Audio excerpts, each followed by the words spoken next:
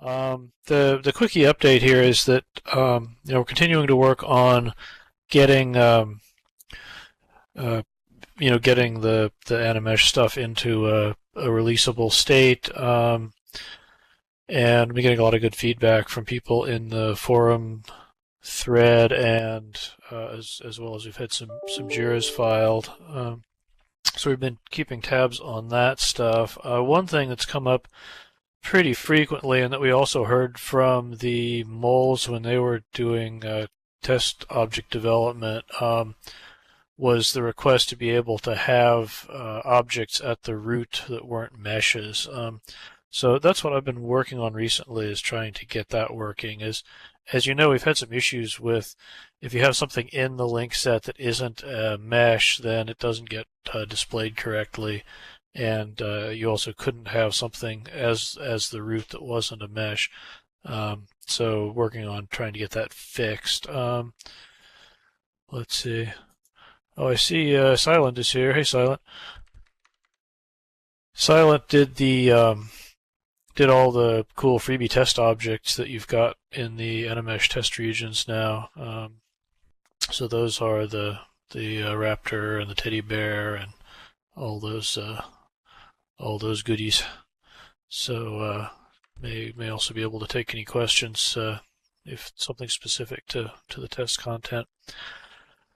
Let's see. So I guess other than that, it's open for questions. Carrie or anyone, if you had something, then fire away. Yeah, so we've been working, Madhu and I and Basine and some other people have been working with Animesh a little bit. And I do have a question. So right now it seems that the only way a cat can wear a shirt or a hat or anything really is if it's in a link set. And I'm wondering if there will be the option to have these objects detachable. And I had my developer actually write in the forum exactly why link sets can cause issues with the objects being modifiable. I wonder if you can talk to that, because I feel that if we are only limited to 20K tries and link sets, it really puts some limitations on what we can create. So I'll stop talking for a second and let you answer that. Okay, sure. I don't think I've seen that post yet. I'm sorry, one more thing. Did you read what she wrote, or should I send you the link of her post? I'm not sure if I've seen that yet. I've been trying to monitor the forum, but I might have missed that one. Let me just link it here really quick, and then I'll let you talk. And I want sure, fire away.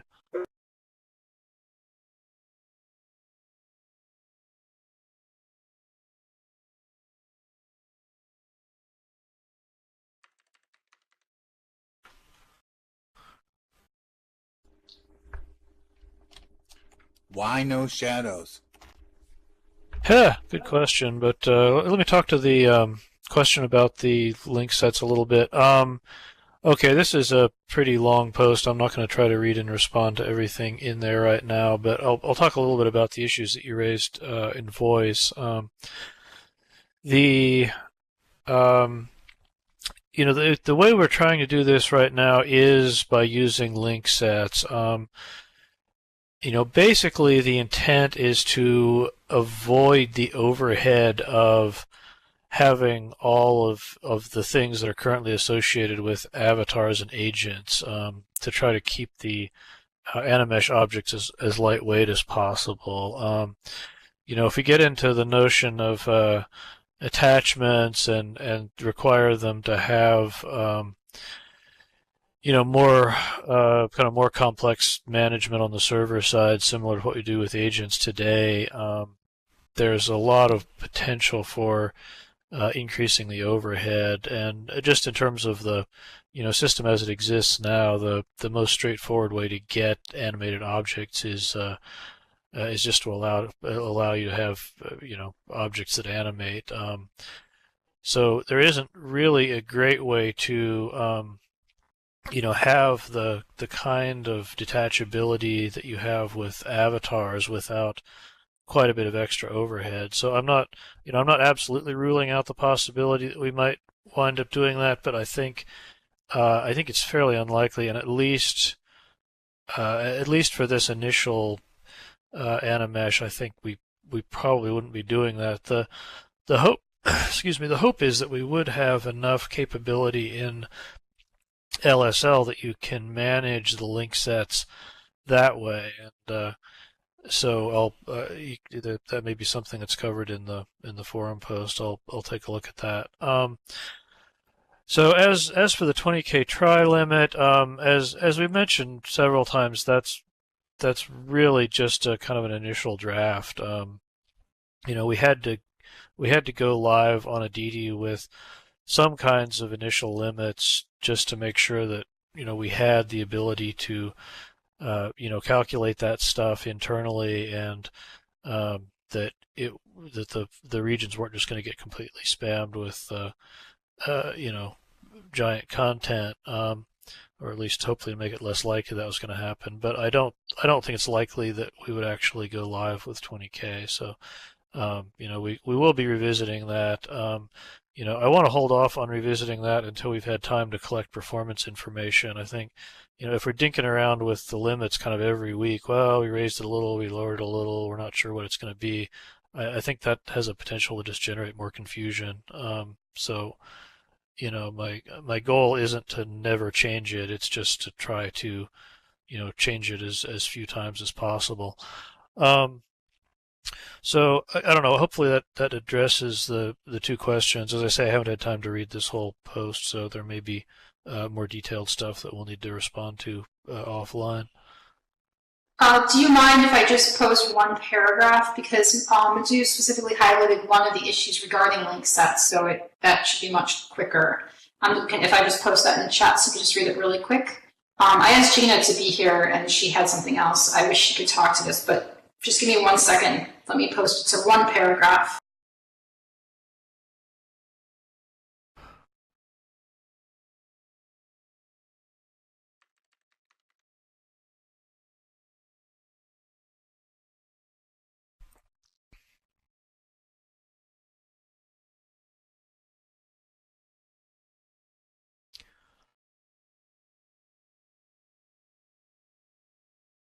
Okay, so adjusting link sets requires modify permission on both the base and the new object, even if this is adjusted by a script. So you're saying that, like with an avatar, you can attach a hat that you don't have permissions to modify, but you can't add to a link set a hat that you don't have permissions to modify. Is that the main issue? Yeah. What happens is if we use link sets and we use code to unlink and relink them, all our objects have to remain modifiable. And if we keep our objects modifiable, it's really it can create a potential exploit. So it's not like we're against link sets. I think it's the working within those constraints can cause other problems. If you read her entire post, she goes into more detail. Okay, I'll take a look at that. So there's a concern of making things modify. What about just the protections you get from making things no transfer? Is that not sufficient to prevent the kinds of exploits you're concerned about? No, it's not. It's not sufficient. It's the again, I'm not coming from this from a developer's perspective, but when I was talking to her about working within the constraints of a linked mesh, what would happen, and in her post she was very thorough explaining that, and if you just go through it, you can see it just can cause I think a lot, like, again, of exploitation in the products. It's not just a simple, easy thing to unlink and relink. I don't know, if you read what she wrote, it causes us a lot of extra work. It comes down to if it's modify, the user could add something to it. So they could add a script to it that is kind of monitoring what's going on. Okay. That's what it comes down to, basically. And then they could add a script to it to do even a DDoS attack or something like that.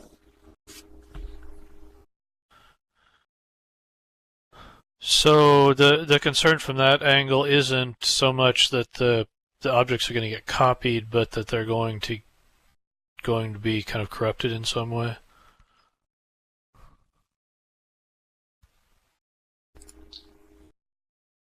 Yeah, and just exploited in okay. So if your whole system depends on maybe taking care, let's say for a cat. So if you're taking care of a cat and you need to feed it and care for it every day, a lot of it's not so much the money that's made on the cat, it's made on everything else that the cat needs. So if that's how the cat makes money, then if that's exploited, and that's passed around, and anybody can just add something to their cat, then it causes problems, of course. So it complicates trying to have a kind of an accessory ecosystem for your objects. Significantly so. Yeah.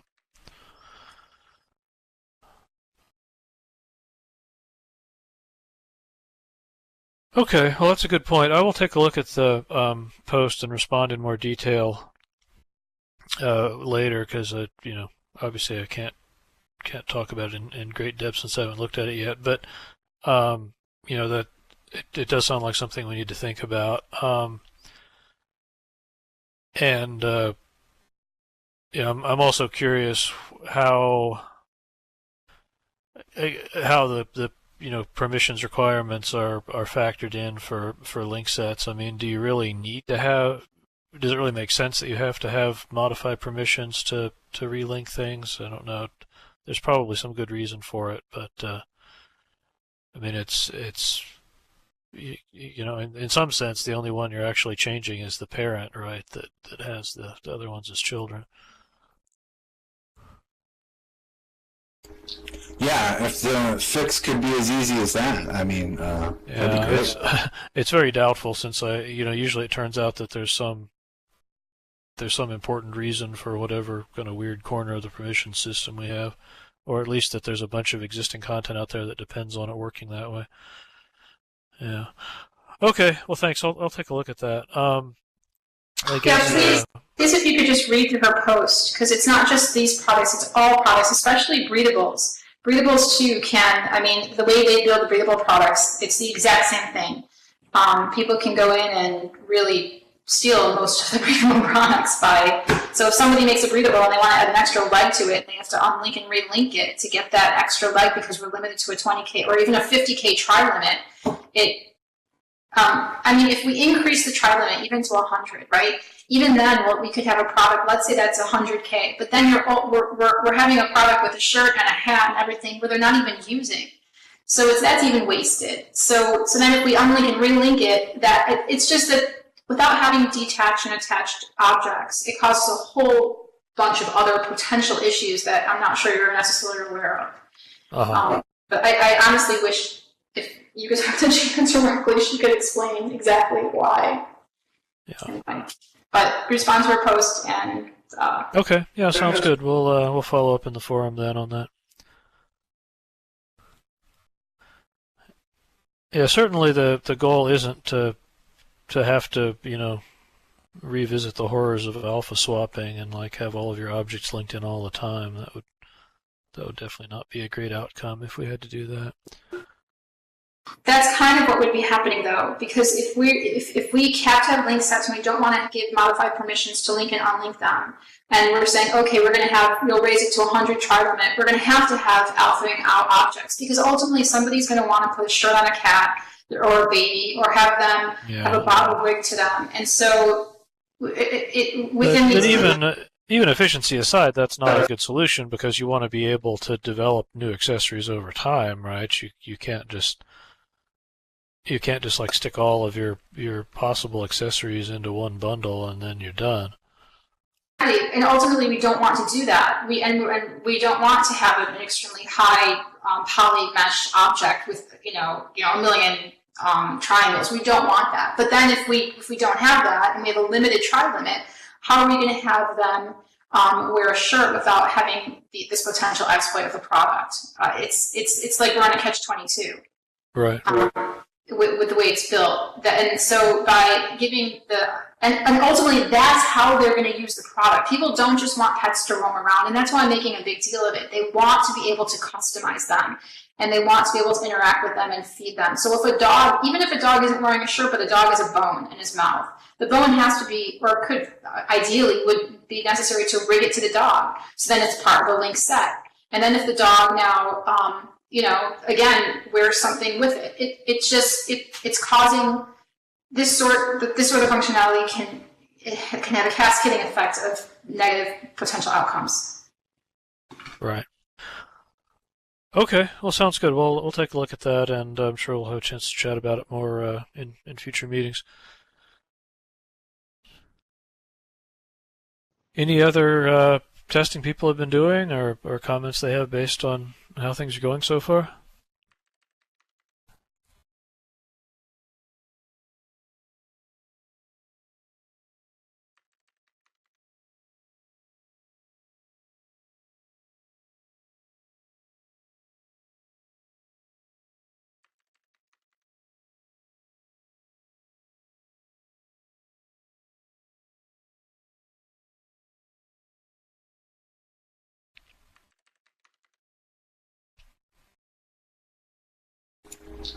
Oh, you were going to talk about shadows. Oh, shadows. Yeah, they don't work. It's a bug. There's some problem down in the fetid innards of the rendering system that isn't handling these things as objects are supposed to be shadowed, whereas shadows for rigged meshes that are attached to avatars do get handled correctly.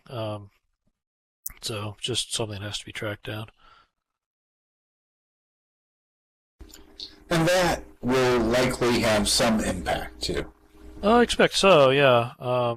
They're not free. I don't know how the cost of shadows compares to the cost of the 3D rendering, but you've got to figure that it's adding an additional pass and some extra work.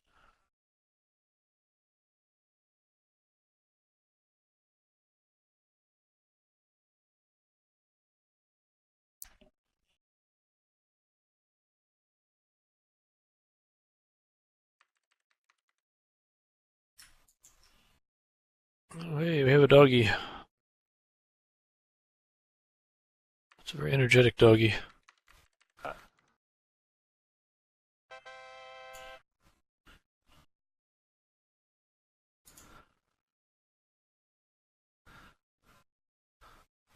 It's a Doggeraptor. Let's see, what else? 200 land impact. Yeah, well, as I mentioned with the triangle count, that's not the final number, but I'm trying to avoid changing the number until I have some actual, empirical basis for what to change it to. If I just make up another new number, then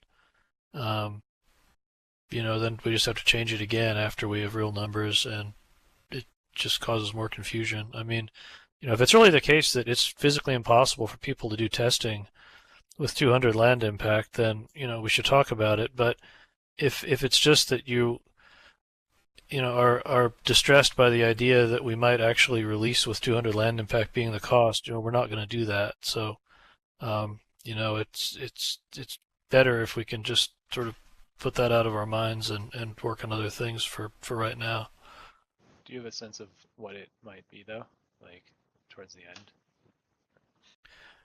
I mean, I think the likelihood is that the cost is going to be based more on the number of triangles. There's got to be some overhead just from the fact that there's an extra skeleton in the scene, right? And so that's what the fixed cost per Animesh is supposed to account for. Do I believe that the cost per skeleton is as high as the equivalent of 200 land impact? Very likely not. But again, we're not at the stage right now where we're trying to collect performance data, and we really can't collect performance data until we're kind of feature complete, because any changes we make to the features can affect the performance, right? Like, we're just saying shadows don't work. Well, how much does it add to the cost to include shadows? I don't know. We don't really have any ability to measure that until the shadows are working. So that's why we kind of have to hold off on some of the kind of cost finalizing stage. That's pretty much the last thing we'd be doing before we went to release, because everything else has to be done before you can get an accurate idea about the real performance impact of all these things. I will say, I think on Animesh 1, there's probably got over 100 pathfinding avatars running around easily. Yeah, how's the frame rate? 55, 50. I think they're using up about 4 milliseconds of physics time. So, and that's a ton of them, really. I mean, that's encouraging.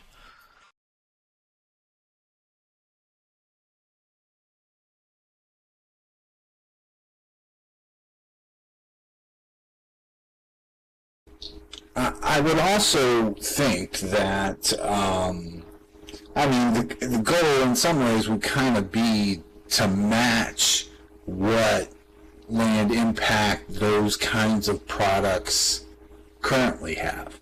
In some ways. Because when you look at it, those products are very laggy. So theoretically, Animesh should be better. So the end result should be the same or better land impact. In theory.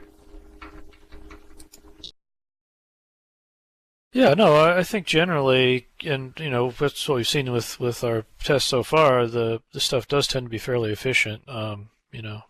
Fixing things like shadows are probably going to make it a little more expensive, but still, we are avoiding a lot of the overhead associated with sort of true avatars and overhead that's on the back end with agents.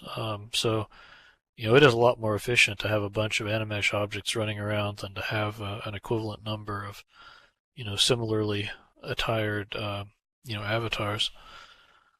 So my guess is that the actual overhead per skeleton is going to turn out to be fairly low, and that most of the cost has to do with how many polys you have to render.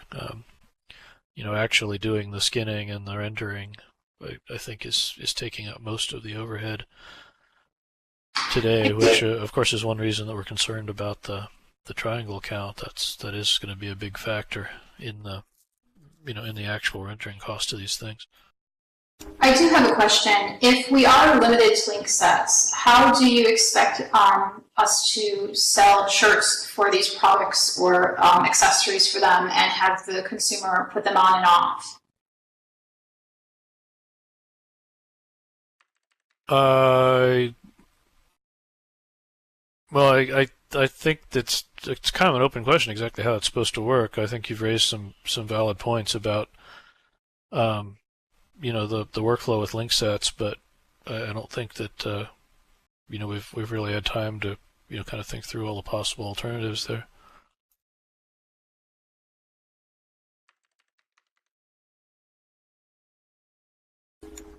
But in theory, when we're talking about what the eventual score would be, just talking about tying triangles to land impact implies, or should imply to anybody listening, that there might be a hard limit, but it's really going to be a scale of how, and you're going to, as a creator, you're going to have to make decisions.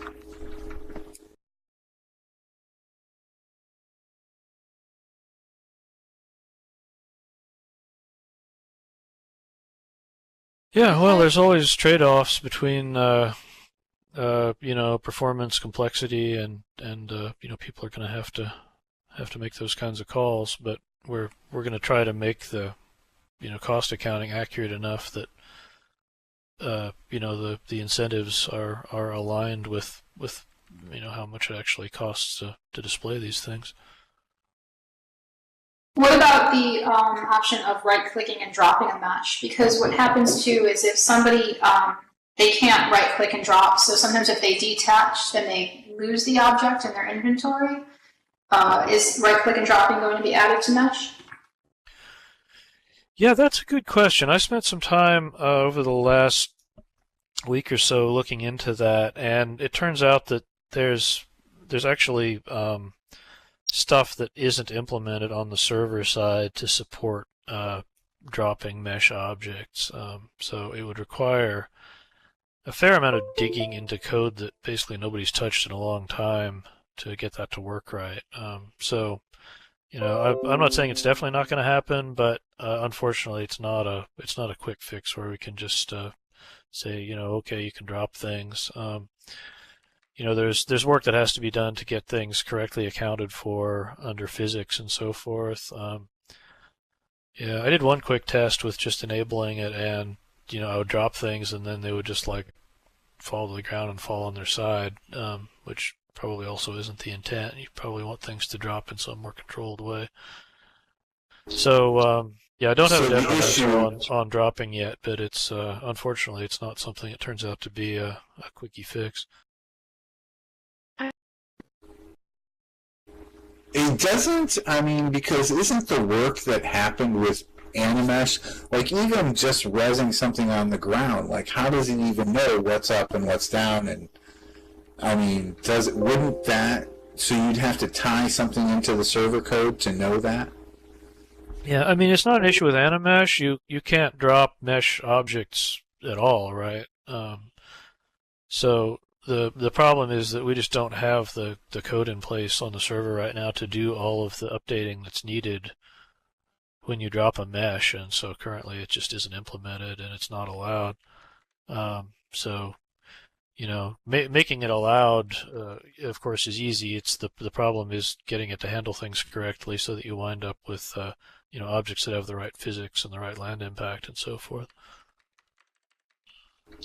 I feel like a little bit of deja vu here because I brought this up like 7 years ago or so, or when we released Mesh. Yeah, at one of the Mesh meetings, I was like, you can't drop a mesh. Why can't we drop a mesh? Yeah, well, we can't drop a mesh because we never implemented the stuff that would have to be done to allow you to drop a mesh, and so it's still not there now. I have another question. What about baking on Animesh? Is that still in the pipeline, or will that be after Animesh is released? Because at least if we have baking, we don't have to worry about, like the cat can wear a shirt, as another onion layer on it. So that at least gives us some options.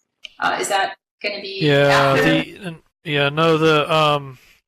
The baking is definitely going to be after the initial Animesh release, and the problem there is just the different kind of technical dependencies. To get the baking on Mesh to work, you've got to update the baking service. You've got to you've got to give it the notion of understanding the inventory of Animesh objects. You've got to tell it about Animesh objects.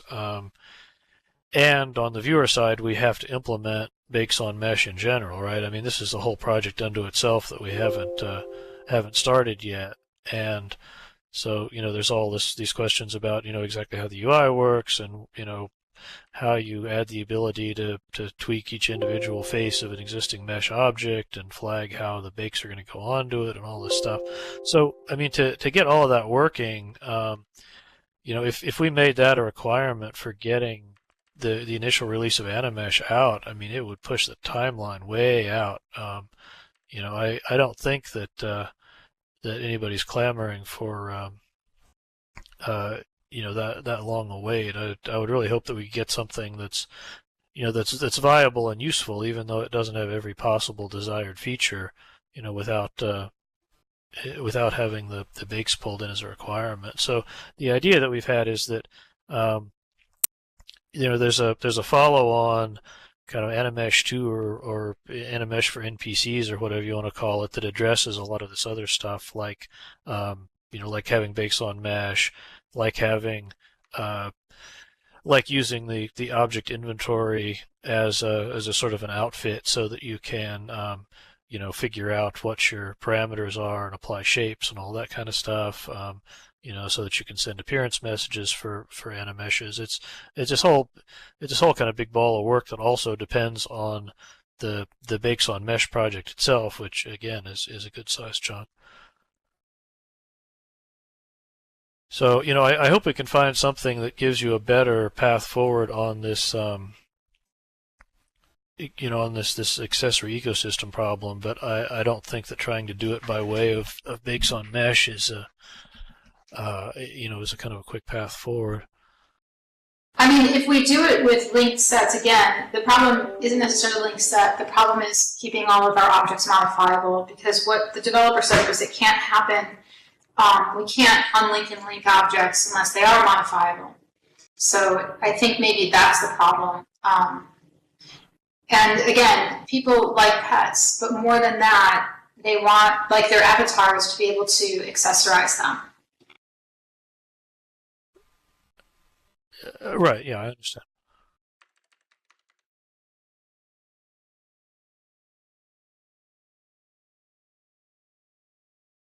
Let me see if I missed anybody in chat. I know there's some discussions going on outside of voice here. Just a second.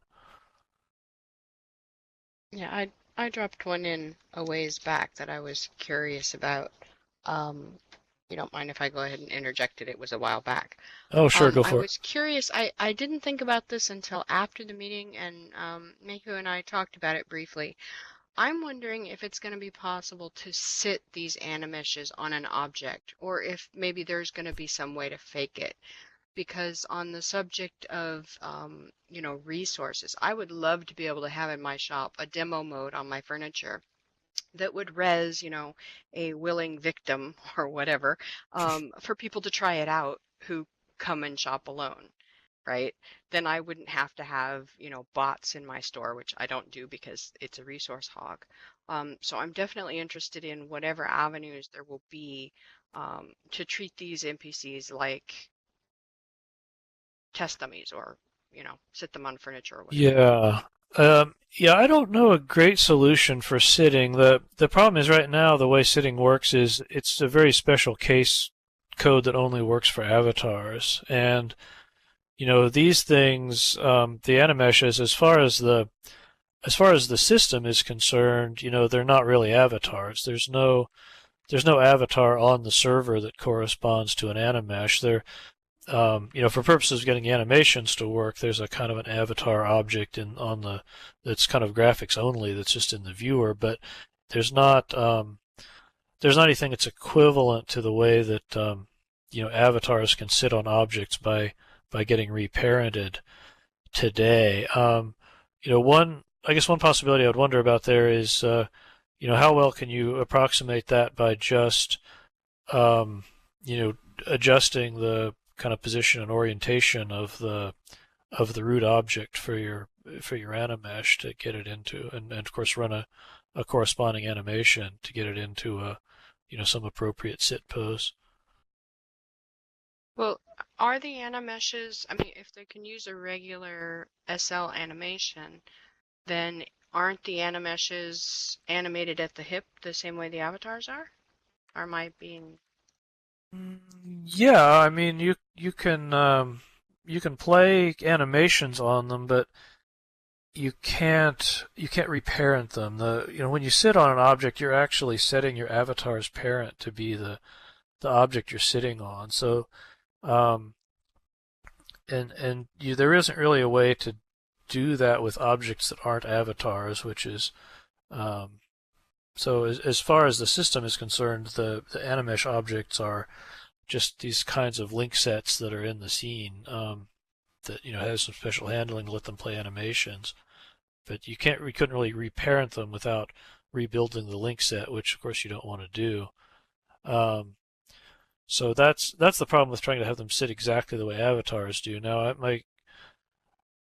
my hope is that you could get a similar effect by just positioning your object appropriately, relative to where it's supposed to be sitting, and playing the appropriate seating animation. But it's not going to be exactly the same as the way the avatars do it. I guess if we had like perfect collision, that would be possible, because then even if it was not sitting quite right, we could kind of use collision to move it into that direction. But like I said, we'd need like perfect collision for that. Well, actually, I was wondering if it wouldn't be as simple as if the Animesh's root was at the hip location, right? The same place that an avatar is located. If it wouldn't be possible to set my scripts to maybe talk to this construct on a channel and say, okay, position yourself this location, this rotation, and run this script or this animation. So it would be faking it, but you know that mostly I just wanted to bring it up as something. I can't be the only person who will think of this or want it, so I just wanted to bring it up and throw it in the pool for you as you know, a topic of consideration. Yeah, well, of course you can you can define joint positions in the uploaded meshes themselves, right? So you can put the pelvis wherever you want to relative to the root, and then you can also animate the pelvis position, you know, in an animation. So, I mean, you can get things lined up with the root object if that's what you want to do. But I'm not sure if anybody's gone through the whole exercise of finding out exactly how well that works or what other issues you run into. This may be something where it'll work better once we have the ability to have the root object be something other than a mesh, so then it could be something that has physics or kind of supplies an additional way you can tweak the orientation and position or whatever. Definitely, as a creator, though, I would much better have it work like the avatar, because then I know exactly where everything is. Exactly. I have one more question. If we find that these link sets are problematic, and we discover that, would you be open to having attachable and detachable objects like the avatar has? Is that a possibility at all, or is that completely out of the question? I mean, I don't think anything's completely out of the question at this point. It's more a question of we need to understand, what's causing the current problems. Is it necessary that we have those requirements on link sets? And if it is, then is there any other way to achieve the desired result? I can't go into more detail on that until I've had a chance to actually read the post and respond to it. But obviously the goal is to have some viable mechanism for doing things like pets with accessories. That would be a kind of a standard application, I would hope.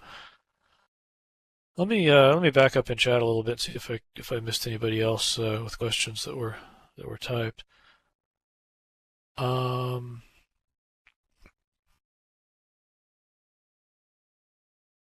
Is the Animesh viewer source code public? Yeah, it is. It's just one of our public viewer repos, which gets updated every time the viewer release stuff comes out. I can give you the path to it in just a second.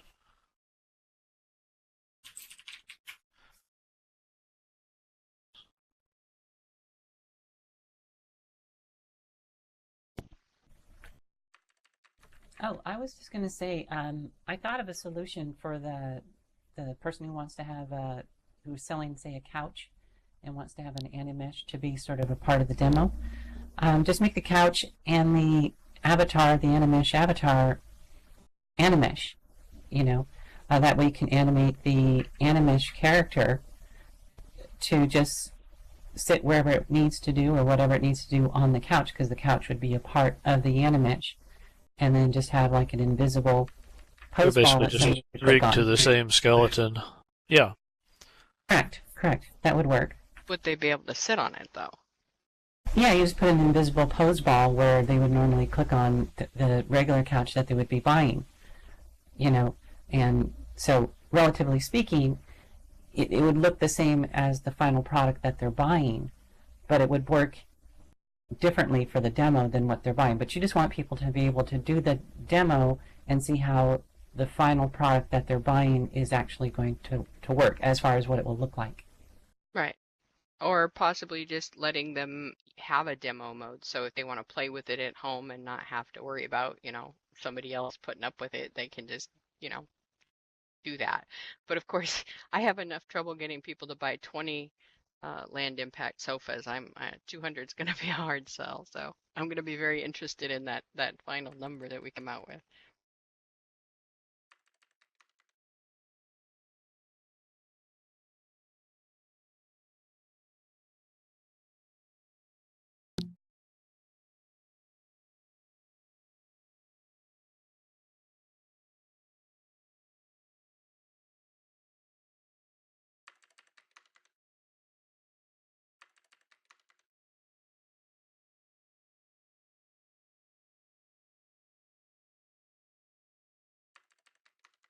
I'm scrolling back through chat here. There was a question: are you going to allow non-rigged mesh to be visible in Animesh link sets too? Yeah, I mentioned earlier on in the meeting that's what I've been working on recently, and it should be possible to fix that. I'm also looking into trying to add the ability to have the root be something that isn't a rigged mesh, because apparently a lot of people do pathfinding objects by having a kind of a physics shape at the root, and it kind of messes with that workflow if you can't do that.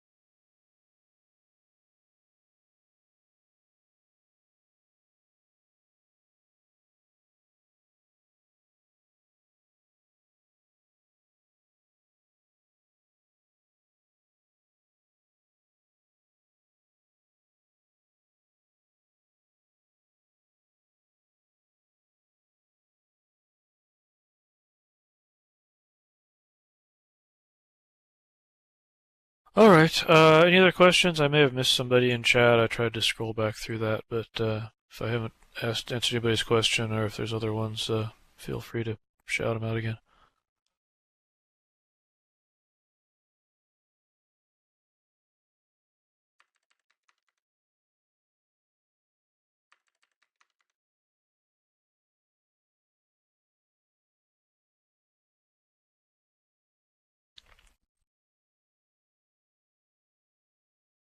Okay. Can Animesh get their own designator in regards to LL cast ray reject types? I do not know anything about LL cast ray or reject types. It doesn't seem like an unreasonable thing to do, but it's not a feature I've ever worked with. What are the current reject types? Do you know?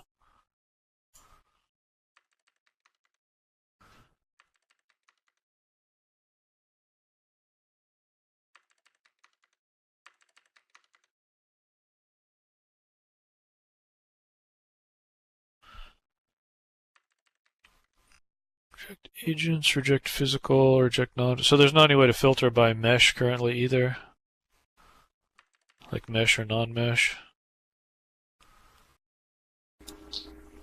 Lady Jess, you can use the bento rig, the full rig for Animesh.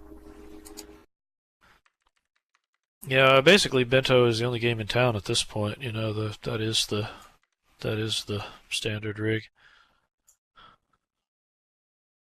We couldn't release something that only worked for the old bones if we wanted to, since it's all part of the same skeleton now.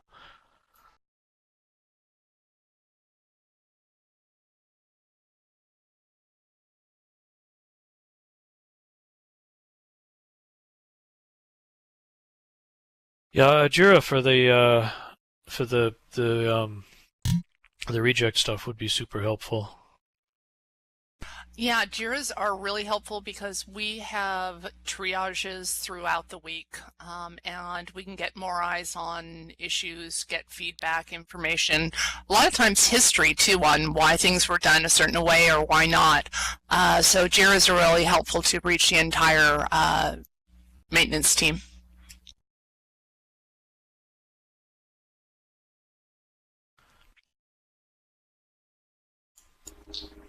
I will say it's been a ton of fun.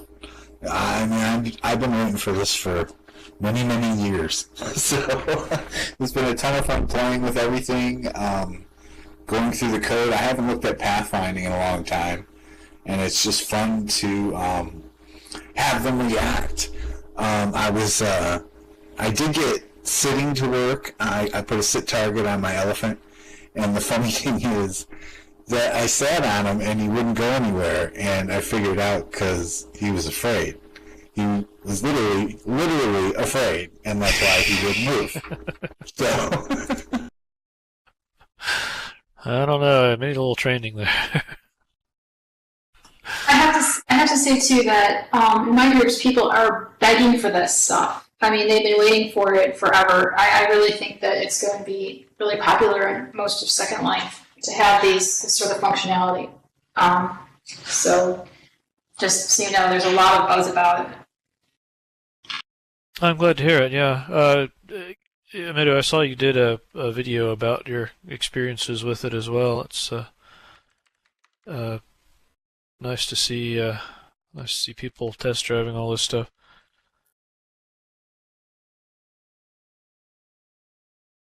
But again, please, to reiterate, please consider link sets have to be modified, and that causes a potential exploit. Just really look into that, because ultimately, readables, everybody is going to want these things to have accessories.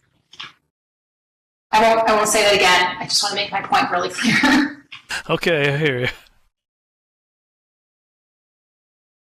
Let's see. Anybody else have updates for this week? Ryder, anything to say about things Eepish?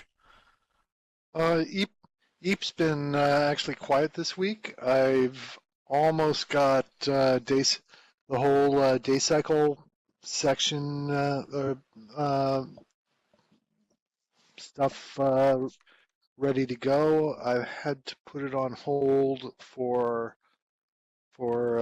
something that came up on the SimHost side, but that's almost got that one finished. So I'll be back to Eep next week.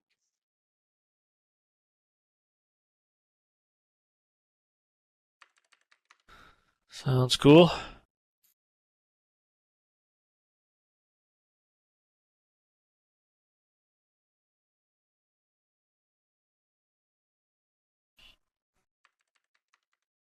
Lex, anything else you want to cover this week? Nope, I think we're up to date.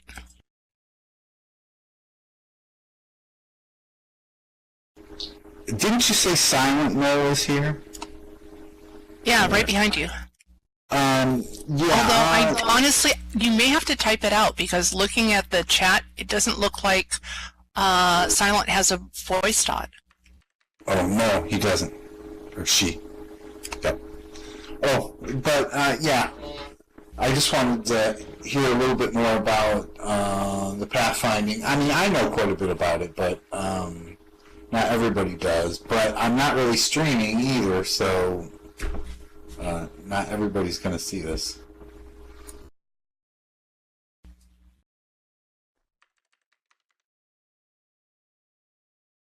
Yeah, I think if you're going to talk in detail about pathfinding, you would kind of need voice, so.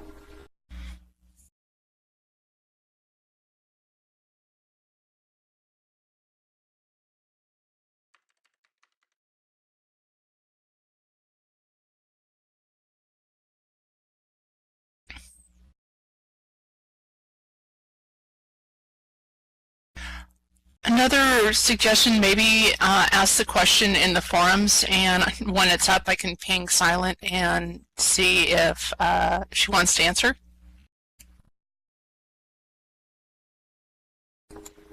I did like the code a lot, and it's a lot to play around with.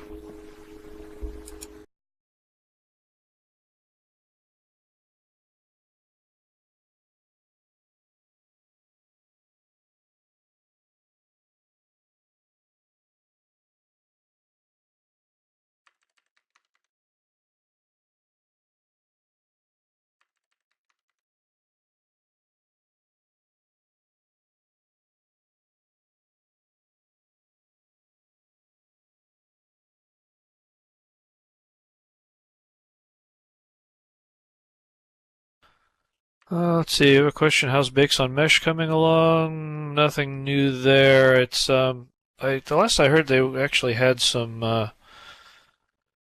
Actually, I guess they are making some progress. The last I heard, they had the load testing stuff working on a test grid, and um, it needed to see if the numbers they were getting were compatible with being able to kind of release it with the current uh, current load, or if they were going to need to do some tweaking. So I think the next step there is to compare it to the performance of the unmodified bake hosts, but coming along.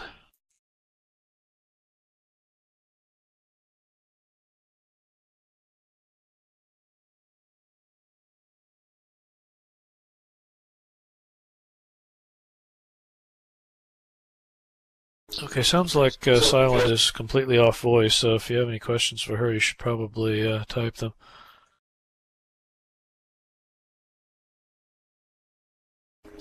Now everyone can have a posse.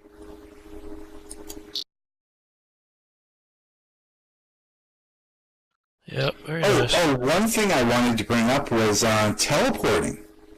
Like, if we wear an Animesh, it's going to teleport with us? Yeah, that's the idea. It should work the same as other attachments. Right now, if you teleport into an area that's not Animesh enabled, you're going to get weird behavior, like your script is going to stop working. But once we're live on the main grid, that won't be an issue because it'll be enabled in all the regions. But like right now, if you try attaching Animeshes and teleporting between the Animesh regions, it should just work.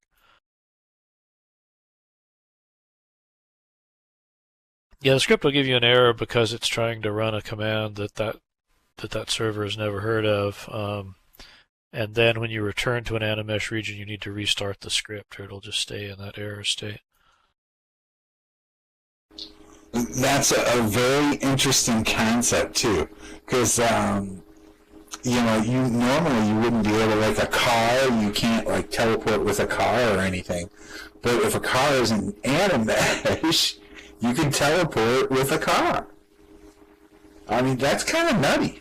Yeah, I mean it's if it's an attachment, right? If you're sitting on a car that's an Animesh, then you're gonna have the same issues as you would with any other vehicle. But if it's actually set up so that it's attached to your avatar, then it should follow along with you, okay?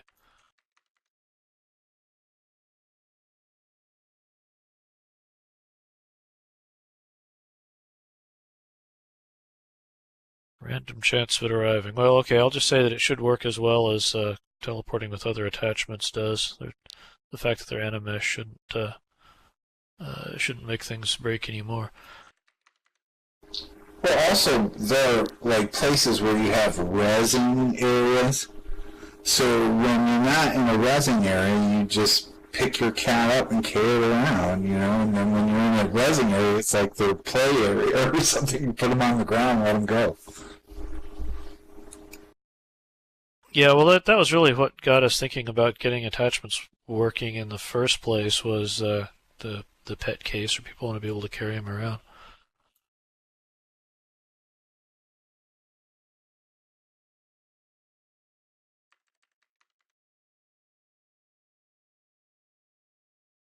Yeah, they definitely want to carry them.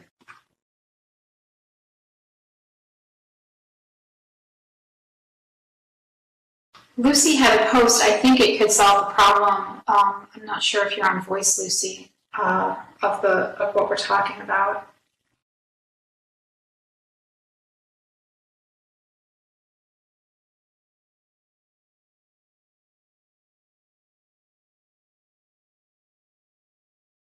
We had a comment, land impact is not considered on avatars. With Animesh, it becomes a thing. You shouldn't be getting charged for land impact of attached animeshes any more than you do for attached, other meshes. If it looks like you are getting charged land impact for that, then let me know. That would be a bug we'd need to fix. Oh, it just affects what you get for the rendering cost calculation? Oh, that's true. But I mean, the rendering cost doesn't really cause anything to stop working. It's just a number that affects the thresholds for, when you get jellied or whatever.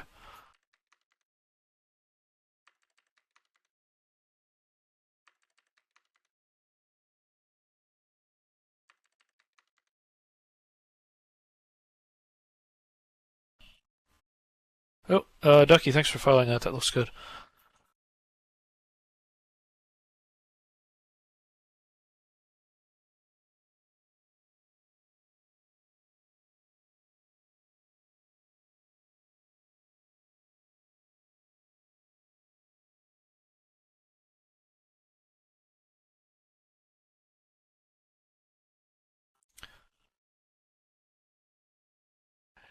Yeah, so we're commenting on bug, what, 139203.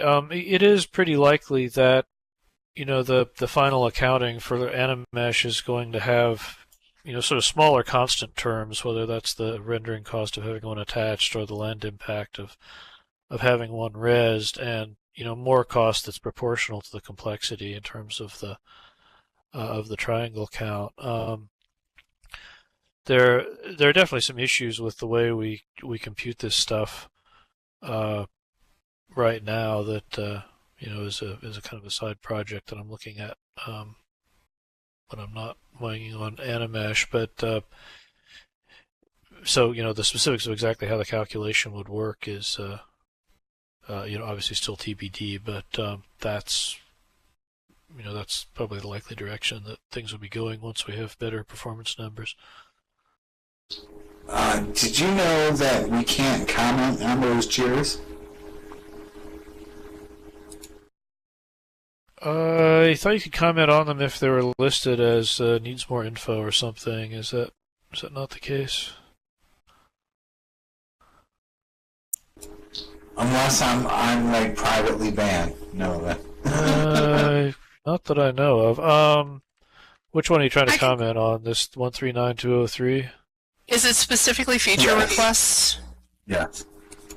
Okay, I can talk to Oz about the permission settings.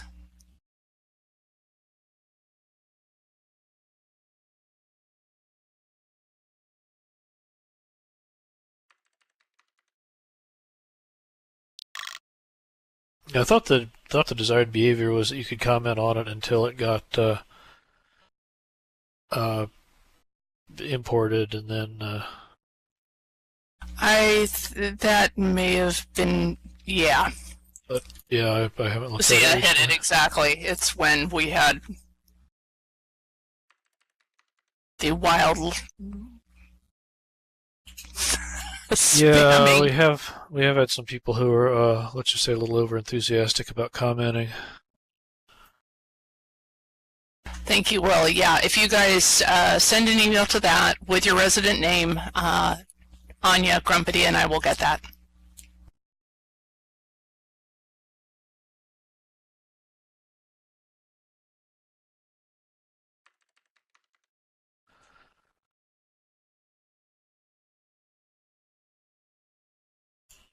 All right, well, I guess we're about at time here. So thanks everybody. We had a lot of good comments and questions this week, and we'll continue to follow up on this stuff. I'll keep you posted on how the new support for different root objects and so forth goes, and we'll be doing more discussion about the the accessory ecosystem and link set questions as well. So let's see. Next week we do not have a meeting. That's the week that overlaps with our our usual company meeting, and then we should be back to our regular schedule into November until we get to Thanksgiving, when we'd also be off.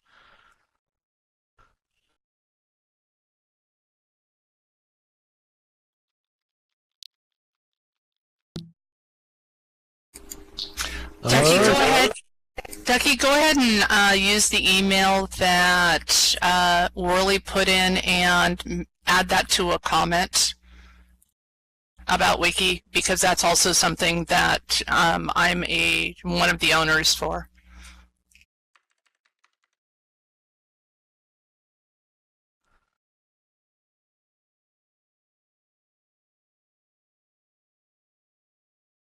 All right. Well, see everybody later. Happy animating. Thank you. Thanks, Fear.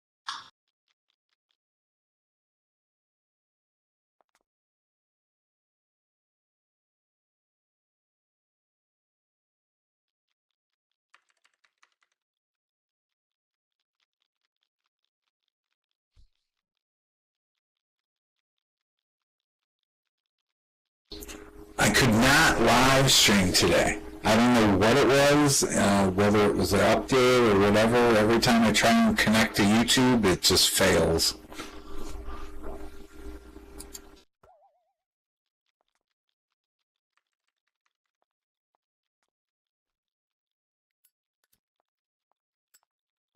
Yeah, it seems like they'll increase the limit, but I think the bigger issue isn't that. But I think your bug tracker, your mod keys can solve it.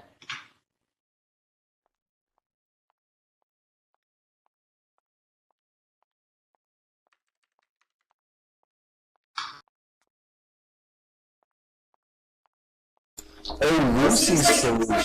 Lucy, it seems like without mod keys, we have this big problem because with linked sets, even if we're given 50K tries, we still can't easily swap out these accessories. And if everything is rigged, I think your mod keys solve the problem, because it's really basically saying, okay, we can do it, and unlink and relink with these mod keys, which won't.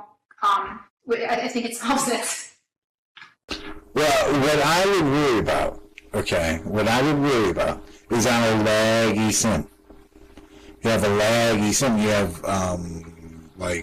3 skeletons or 4 skeletons that all might be trying to move together. So, I don't know. We'd have to test.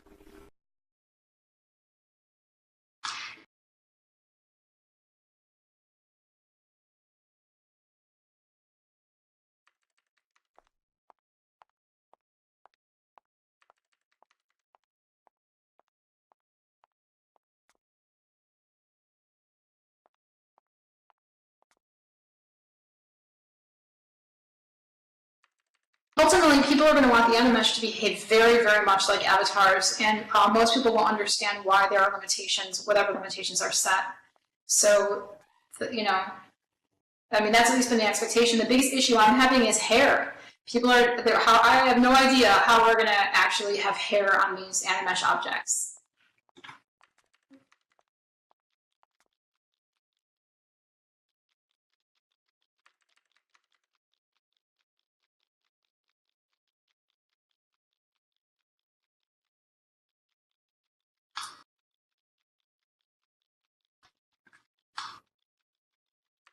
Crap, my middle mouse button isn't working. Yes, design better hair. Yes, and I do think you can design hair, really great hair, under 10K. I think that's possible. But add hair, and then a shirt, and then a hat, and then boots, and then socks, and then a sweater, and then suddenly, it's not just the hair. And fingernails and teeth. I mean, it just goes on and on and on and on. So a solution could be with link sets, so basically part of our mesh just is unlinked, and then the try limit will be down whenever they're wearing something else. But again, you kind of solved it. As long as we have mod keys for link sets, that could be a solution, even with hair. Because if we have hair, we can even put limitations on, okay, fine, they can wear hair, but they can't wear 3 layers of clothing. I mean, that's fine. They just are going to want something.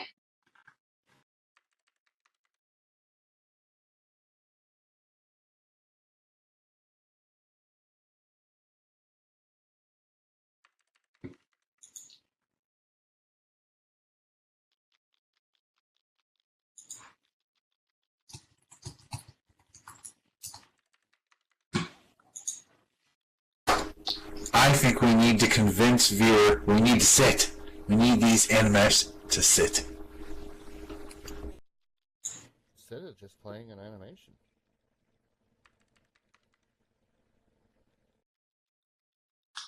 Why can't we just have the animation On to something sit, else. and then we create an object, and that's where they sit?